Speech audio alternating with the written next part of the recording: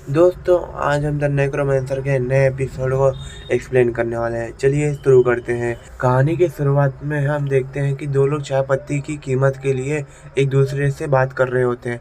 तभी हर्ब जी कहते हैं कि आप जो कीमत बोल रहे हो वो बहुत ज़्यादा है, इसके लिए मैं ये नहीं कर सकता।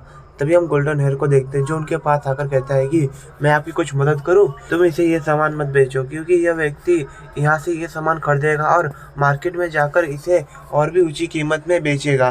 तभी देखते हैं कि वो पैनिक होने लग जाता है और कहता है कि नहीं नहीं, मैं ऐसा नहीं करने वाला, बस उन्हें मेरी भाषा समझ नहीं आ रही तो आप ऐसा नहीं कर सकते। तभी हम हर्ब जी को देखते हैं जो कहते हैं कि आपका धन्यवाद ये सब मुझे बताने के लिए। मैं यहाँ पर पहली बार आया हूँ, इसके लिए मुझे इतना कुछ पता नहीं है। क्या मैं अपनी मदद करने वाले का नाम जान सकता हूँ? तभी गोल्डन हेयर कहता है कि आपको मुझे धन्यवाद कहने की कोई ज़रूरत नहीं, और मेरा नाम जोधा इन है।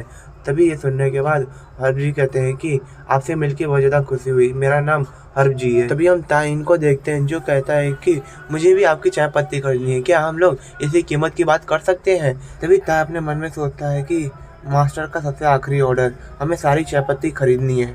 तभी हम फिर से बैकुन कबीले का सीन देखते हैं जहाँ पर मास्टर नोडा इंग देखते हैं कि जितनी कैरेजेस बेची हुई होती है उन सब में से 400 गोल्ड लियांग और 4 गोल्ड गुवान मिली हुई होती है और कई सारी चाय पत्ती खरीद ली गई होती है उससे।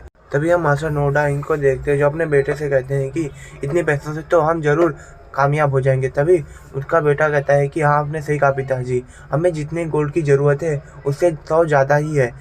तभी वह दोनों क्लैन हेड की तरफ देखकर उसकी तारीफ करने लग जाते हैं।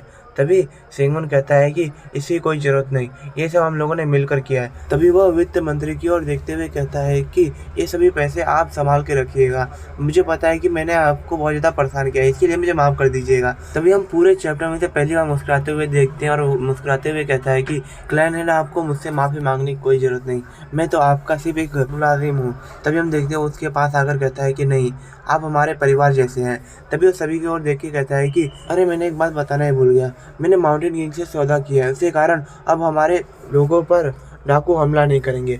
ये बात पूरी सिटी में फैला दीजिए जिसके कारण हमें और भी काम मिले और हम और भी प्रसिद्धि हासिल करें।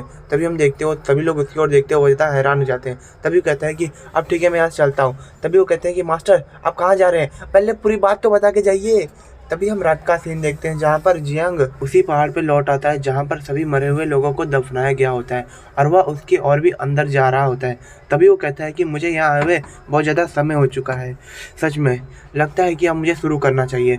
तभी हम देखते हैं उसके आसपास बहुत ज़्यादा डेंस पॉइजन की फैली हुई होती है। तभी वो सोचता है कि क्या ये पॉइजन की है या कोई और अंदर, लगता है कि मुझे देखना होगा। जब से मैं ट्रांसेंडेंट लेवल पे पहुंचा हूँ तब से मेरी सब कुछ समझने और सूंघने की क्षमता बहुत ज़्यादा बढ़ चुकी है। तभी हम देखते हैं वो अपनी की को हर जगह फैलाने लग जाता है, जिसके कारण जो आसपास डेथ की पॉइजन होता है वह कम होने लग जाता है। और दोस्तों, ये डेथ की पॉइजन लोगों के मरने के बाद उनके शरीर से निकलता है, जिसके कारण कोई भी इस पहाड़ पे आना पसंद नहीं करता है। तभी हम सिंगमुन को देखते हैं जो अपने मन में सोचता है कि मुझे अपने आप को और भी ट्रेंड करना होगा, मेरे पास मेरे समन करने वाले स्केलेटन की भी बहुत ज़्यादा कमी हो चुकी है इतनी लड़ाइयों के कारण, और मुझे उन्हें भी और बढ़ाना है और मुझे अपनी शक्ति को भी बढ़ाना होगा। वरना अगर फिर मैंने अपने समन किए हुए अनडेड की गिनती को ही बढ़ाऊंगा तो मैं कभी भी उन्हें ज़्यादा एनर्जी प्रोवाइड नहीं कर पाऊंगा और उसके कारण मुझे युद्ध में बहुत ज़्यादा कमी होगी, और ऐसा तो मैं होने नहीं दे सकता। मुझे अभी भी हांगरुक कबीला, सांगरुक कबीला, मांटवा सेक्ट और काबुल गुट को अभी भी संभालना है, इसके लिए मुझे और भी शक्तिशाली होना होगा। तभी उसका ध्यान अपने एक अनडेड पे जाता है। तभी वो देखता है कि उसका अनडेड ज़्यादा लेवल ग्रो नहीं कर पा रहा होता। तभी वो सोचता है कि मैं इससे एक बार डेथ की अट्रैक्शन करता हूँ। तभी हम देखते हो वो अपने एनर्जी को उसकी तरफ भेजता है, पर सिंगमुन डेथ की अट्रैक्शन करने में फेल हो गया होता है। तभी हम देखते हैं वो स्केलेटन वॉरियर को, और उसके सामने एक सिस्टम नोटिफिकेशन आती है कि उससे पहले इस पे लगी हुई सील को हटाना होगा इससे बात करने के लिए। तभी वो सोचता है कि क्या सच में, चलो इसे करके भी ट्राई कर लेते हैं। तभी हम देखते हो वह अपने फॉर्मेशन डिस्ट्रक्शन स्किल का इस्तेमाल करता है। तभी हम देखते हैं उसके सामने नोटिफिकेशन आता है, आप सक्सेसफुली इस फॉर्मेशन को हटाने में कामयाब हुए, और आसपास की जो धुंध होती है वो हटने लग जाती है। तभी सिंगमुन सोचता है कि ये क्या हो रहा है, यहाँ की धुंध कैसे हट रही है। तभी से दूसरा नोटिफिकेशन आता है कि आपने blood mist heavenly net formation को ढूंढ लिया है। तभी हम देखते हैं वहाँ के सारा पॉइजन हट जाता है। तभी होता है कि मैंने कभी भी ब्लड मिस्ट हेवनली फॉर्मेशन के बारे में कुछ सुना नहीं है। तभी हम देखते हैं इसकी फॉर्मेशन डिस्ट्रक्शन एबिलिटी का लेवल बढ़ जाता है और नोटिफिकेशन आता है कि आपने successfully blood mist heavenly formation को ढूंढ लिया था। इसके लिए आपके इस एबिलिटी का लेवल बढ़ता है। तभी हम सिंगम को देखते हैं जो सोचता है कि अब मैंने जो फॉर्मेशन तबाह की है, अब मैं उसका इस्तेमाल भी कर सकता हूँ। सच में ये कमाल का है। तभी हमें लेखक बताते हैं कि यह blood mist heavenly formation demonic sect और ऑर्थोडॉक्स सेक्ट ने मिलकर बनाया था, और इसे तोड़ने का हल भी यही है कि जो वो दोनों की टेक्निक जानता है वही इसे तोड़ सकता है। इस ब्लड मिस्ट फॉर्मेशन के कारण यहाँ पे जो भी की थी वो पॉइजन में बदल चुकी है, और पॉइजन पूरे मिस्ट में मिल चुका है।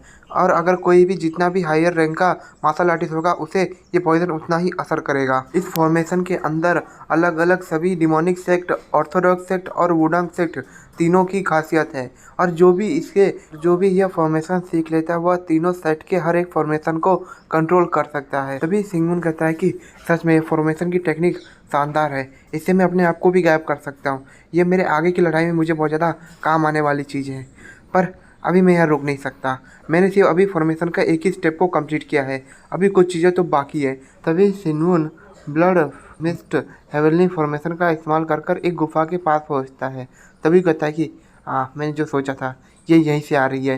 तभी हम देखते हैं अंदर कई सारे डेथ लोगों की आत्माएं होती हैं। तभी वो सोचता है कि जब मेरे नेक्रोमेंसी की स्किल बी रैंक की थी तब मैं किसी गोल्डन वॉरियर तक को समन कर सकता हूँ। इसका मतलब है अब मेरी स्किल जब बढ़ चुकी है तो क्या मैं ट्रांसेंडेंट लेवल लोगों को भी अपना गुलाम बना सकता हूँ। चलो इसे ट्राई करके देखते हैं। मैं खुद से शुरू करूँ। यहाँ पर ऐसे 3 लोग हैं जिनके अंदर से मुझे इस तरीके की एनर्जी फील हो रही है। हाँ, मुझे इससे शुरू करना चाहिए। डेथ की अट्रैक्शन, इसे अब काम करना चाहिए।